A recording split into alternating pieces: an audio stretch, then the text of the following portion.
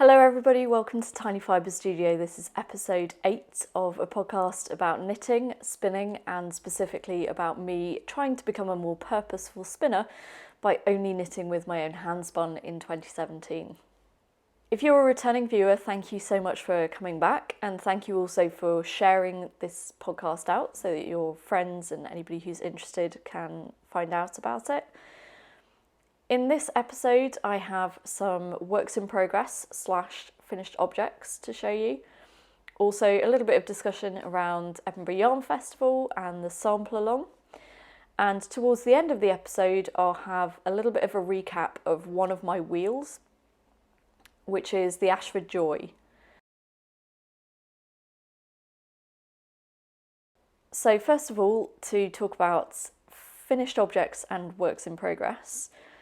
Last week I did finish the cowl, and I'll talk a bit more about that in a moment.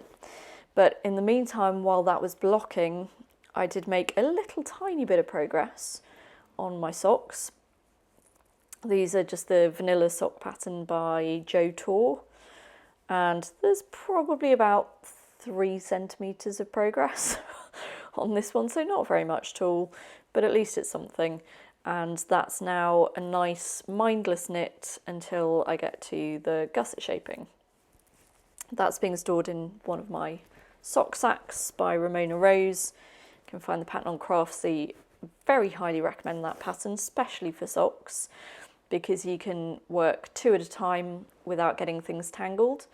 One little tip on that, because somebody asked me about how to knit 2 at a time without getting your yarn tangled. I just always make sure that when I finish the first edge of the first sock, that I run my yarn under that sock and then it stays over that side. That's how I do it. I'm going to need to try and do a proper video on that to explain it a little bit better, but as long as you're consistent with whether you put your finished yarn under or over the first sock, you should actually be fine. I've found that I've got through quite a few rows of that without getting any tangles happening at all. So that was the socks. The big event, obviously, was the cowl. The cowl is being stored in here. And there is good news and bad news and good news with the cowl. So the good news is it's finished and it's blocked. The not so good news is it blocked kind of massive. It's pretty huge. So if I try this on, you'll see what I mean. So it is supposed to go round twice, so it's not that massive. I'm not, I haven't overdone it to that extent. But even when it's looped over twice, there's still a lot of it.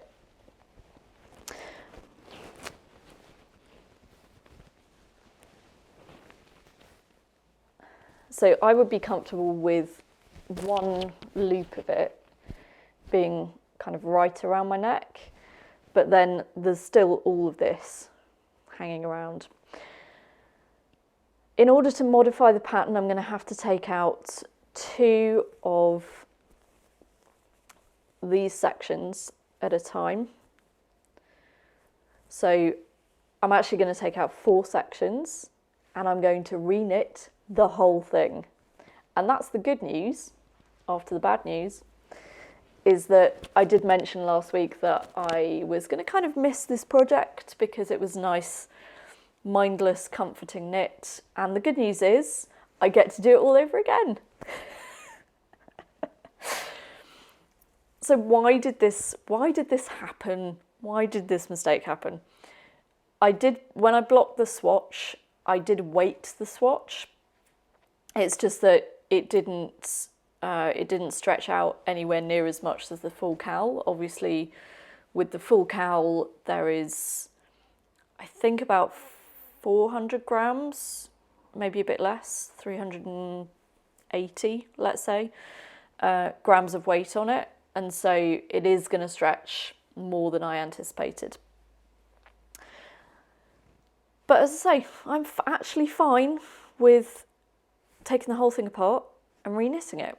it actually resolves a couple of Edinburgh Yarn Festival dilemmas that I was having. One was, what was I actually going to knit? I talked last week about maybe starting the sweater project, so doing blank canvas with the Pixelated Pullover stitch pattern.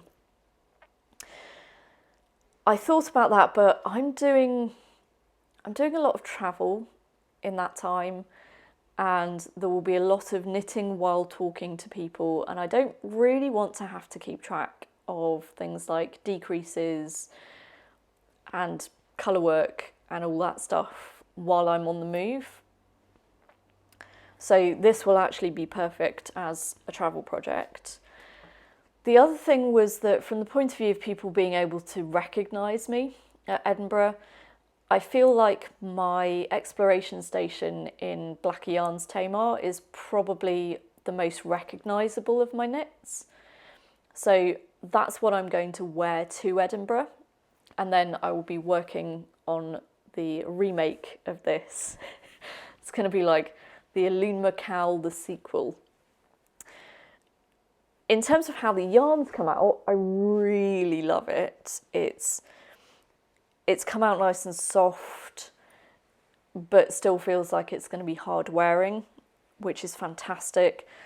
The stitch definition is really nice. I'm very, very, very happy with how the yarns worked out.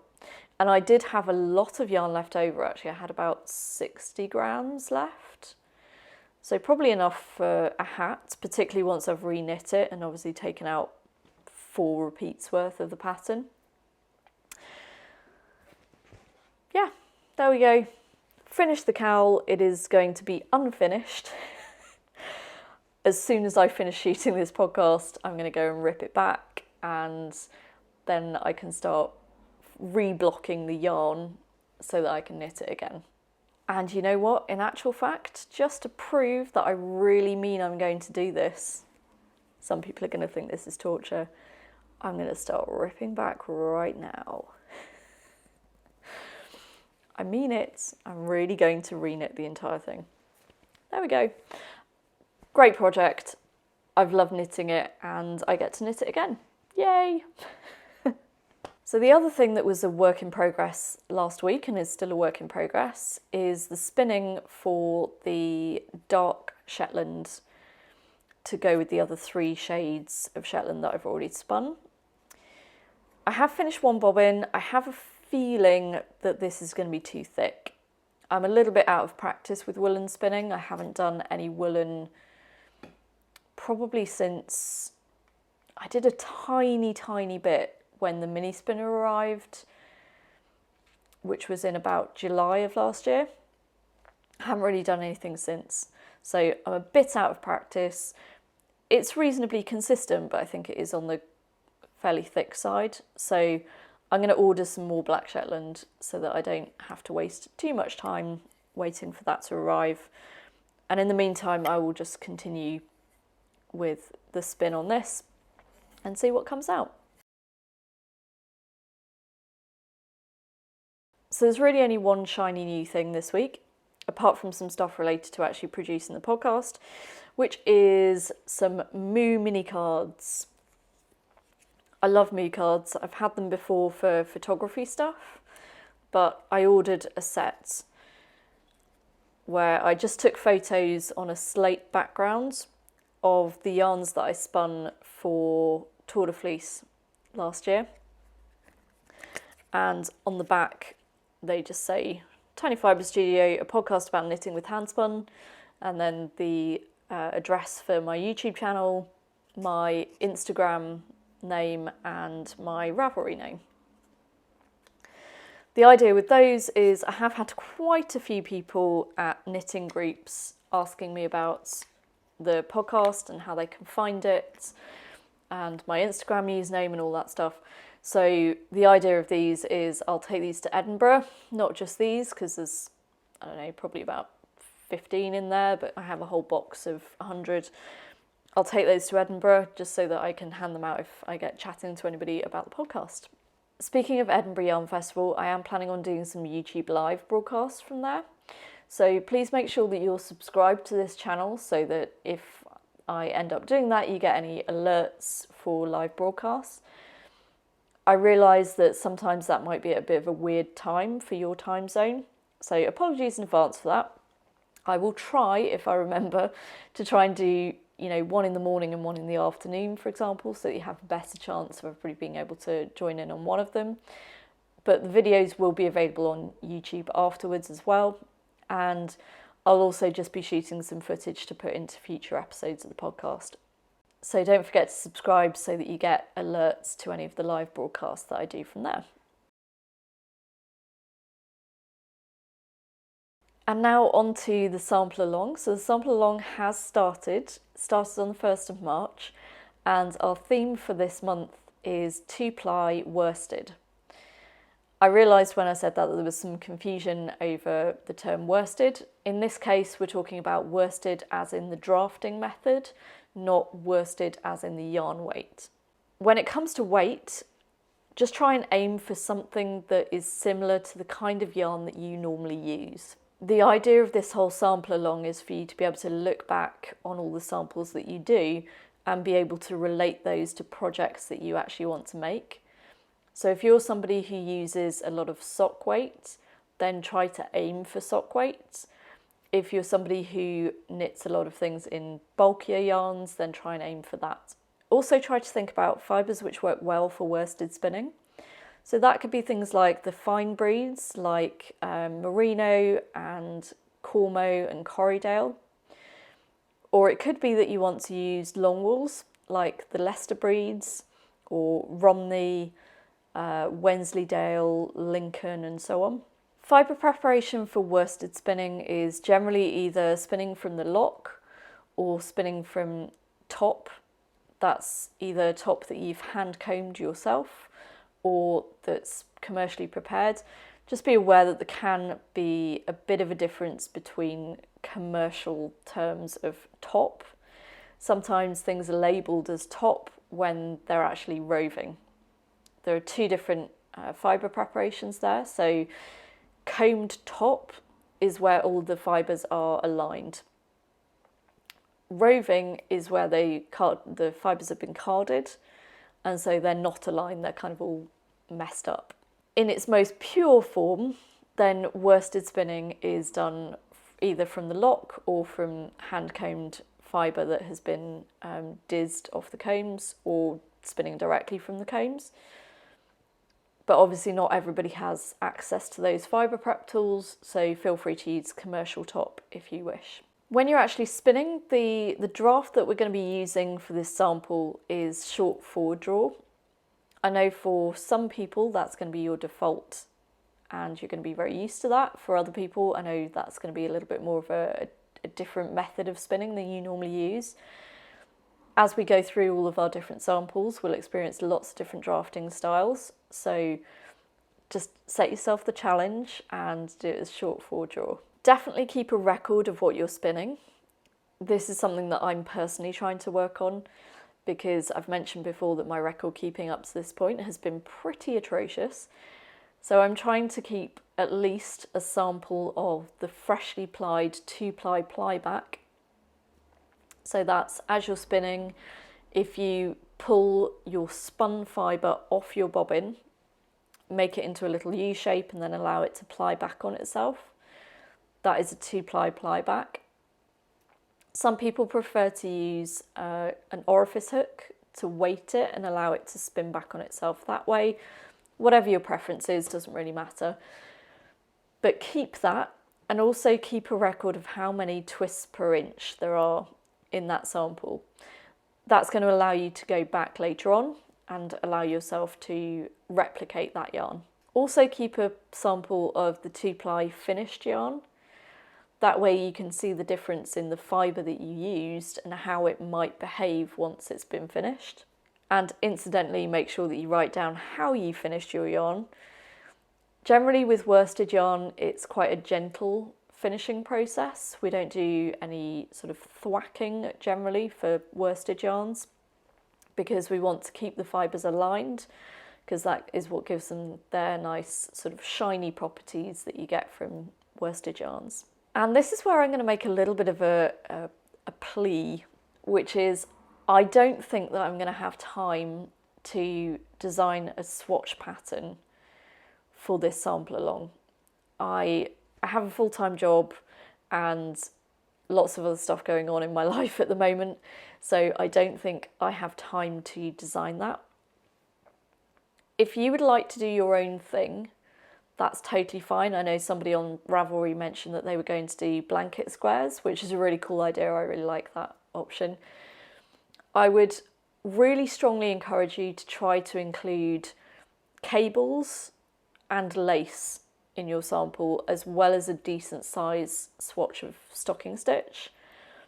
And that's purely because a lot of the samples that we're going to do in the future are going to be better suited to cables or better suited to lace, and it would be really good for you to be able to look at all of your samples and see the differences between those fibres and those yarns. So if you can incorporate cables and lace, that would be amazing. Also, if anybody out there would like to design a swatch, please feel free to do so. If you would like to post the pattern onto the Ravelry group, that would be amazing. Please don't anybody feel like you have to, but I think the important thing is that all of the swatches that you do throughout this sample along should be the same so that you can accurately compare them. And to round off this episode, I've talked previously about the different wheels that I have. I know that most of my spinning at the moment is done on my mini spinner, but I do still have 3 other wheels and I know lots of people have asked about them and asked about the differences. So over the next 3 episodes, I've put together some insert videos that talk about my Ashford Joy, my Shack Matchless and my Shack Sidekick. So over the next 3 episodes, you'll get to see all of those. And we're going to start today with the Ashford Joy. Okay, so I said that I would take you on a little bit of a tour around my different spinning wheels. And so today, this is the first instalment of that. This is the Ashford Joy, and this was my first spinning wheel, which I bought in about 2011, I think. This is the Ashford Joy 1, but with the sliding hook flyer. So originally the Ashford Joy came with a normal fixed hook flyer. They changed that to sliding hook in about 2010. And so this is the sliding hook version. The current version of the Ashford Joy 2, has the flyer above the handle, which just makes the orifice a slightly higher height. We'll come on to why that might be important to you a little bit later on. But just to take you on a little tour of it, it's a folding wheel, obviously, so it means that you can fit it in a very small space, which was one of the reasons why I bought it. And to open it up, all you do is there's a little catch on the side down here, which you just lift up, and then the treadles fold down. You have to make sure that the hinges are sort of fully supporting the treadles before you slide the protective plastic sections over it so that they don't come undone accidentally. And then you just attach the second treadle to this section and you're almost ready to go. So it unfolds very, very quickly. One of the things that's really nice about the Ashford Joy is that everything stows away on board. So you've got space for 3 bobbins and those can have spinning already on them and it will still fit. So all you need to do when you get to your destination is just take the flyer off and make sure you don't get it tangled with the brake band. Make sure you've got the brake band sitting on top of the flyer before you put it on. And then just screw the flyer on. You can actually screw it on by treadling. I tend to prefer to do this by hand, but it's a lot quicker if you do treadle it. And then in order to actually start spinning, there's one more thing that you need to remember to do, which is to pull out the bobbins on here, which are actually a kind of built-in lazy Kates. I know a lot of people find that really convenient. It's not, in my opinion, the best form of lazy cape because you have to pull the wool towards you to feed it back in through the orifice, and personally I prefer to have my lazy cape behind me, normally to the left hand side, so that I don't have to be pulling things towards me and then through the orifice. But from a beginner's perspective, if you don't want to have to invest in lots of equipment, that's actually really, really useful as a function. So once those are out of the way, the wheel is then ready to spin. Mine is a double treadle, but you can get it in a single treadle version as well. And it has 4 ratios. So everything from, I think, 6 to 14 to 1, which for a lot of people, and especially for beginners, that's a pretty decent range of ratios.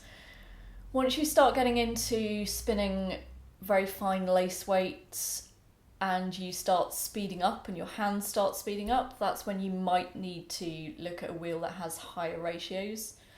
But generally, I found this really good, certainly for me as a beginner. I definitely found it a really good wheel. One of the things that people are sometimes concerned about is the height of the orifice, because if I'm sitting on the sofa, for example, the orifice is pretty much at knee height, and a lot of people find that uncomfortable. I don't personally have a problem with it because you don't necessarily have to draft at knee height. You can draft a lot further up and the yarn is just going down into the orifice. So I don't particularly find that to be a problem. So the reasons why I decided on the Ashford Joy as my first wheel were, first of all, the space-saving element of having a folding wheel. At the time I lived in a very small flat in the middle of Manchester, and I really didn't have a lot of space for anything. So when I decided that I wanted a spinning wheel, kind of had to be one that was small and portable. So I like the fact that it folds down to a really small size. That also made it easy to carry, although I did have to make my own bag for it because, and I believe this is still true, but at the time the only Ashford Joy carry bag that you could get was a shoulder bag, which is probably fine for just taking it from, a car park to a venue. But really for being able to take it on public transport, or in my case, walking 20 minutes with it across town, that really wasn't a valid option.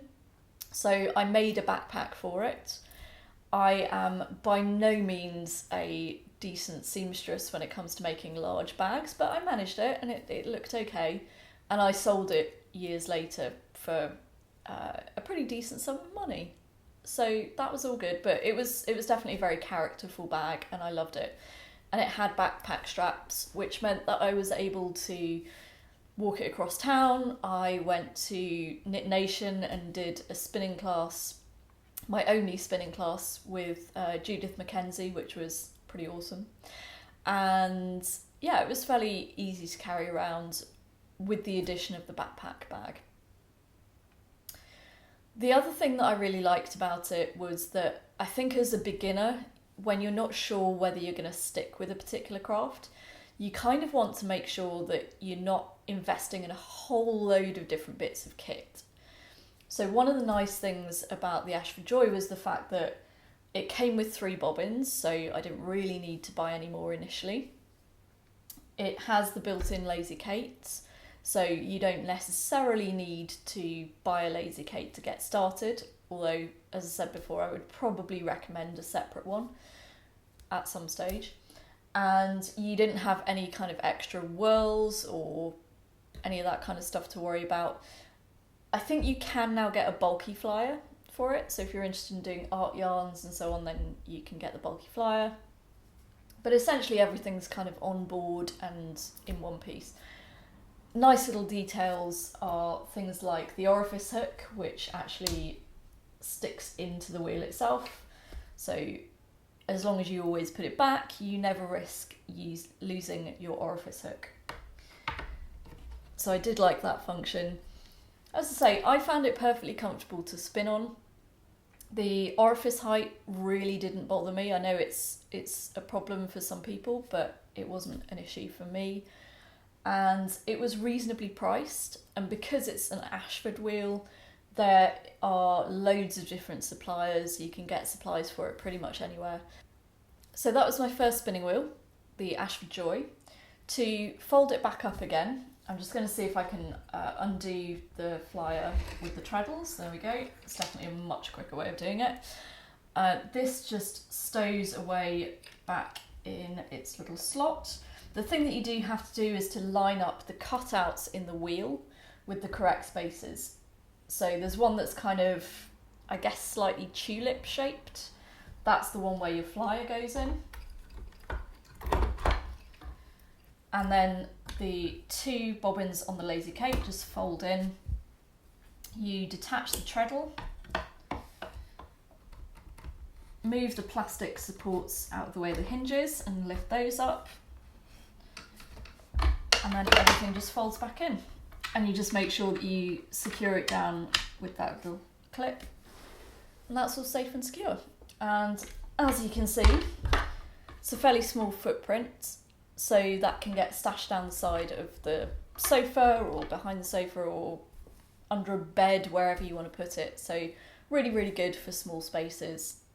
Hopefully you found that useful. And if you have any other questions about the Ashford Joy, or maybe how it compares to any of my other wheels, then feel free to drop me a comment and I will get back to you. So that was the Ashford Joy. That was my first spinning wheel. And in the next episode, you will see the Shacked Matchless, which was my second wheel. And there is a brilliant story behind how I acquired that. So that will be coming in the next episode. Speaking of the next episode, this is going to be the last episode before Edinburgh, and it's probably going to be mid-March before I get another episode out, just because I've got so much stuff going on between now and the middle of the month. It's Edinburgh Yarn Festival, it's my birthday, it's my granddad's birthday, there's a whole load of stuff going on. So apologies in advance if I am AWOL until the middle of the month. But hopefully I will have a new episode out for you shortly. So in between now and the next episode, you can find me on Instagram as Tiny Fibre Studio.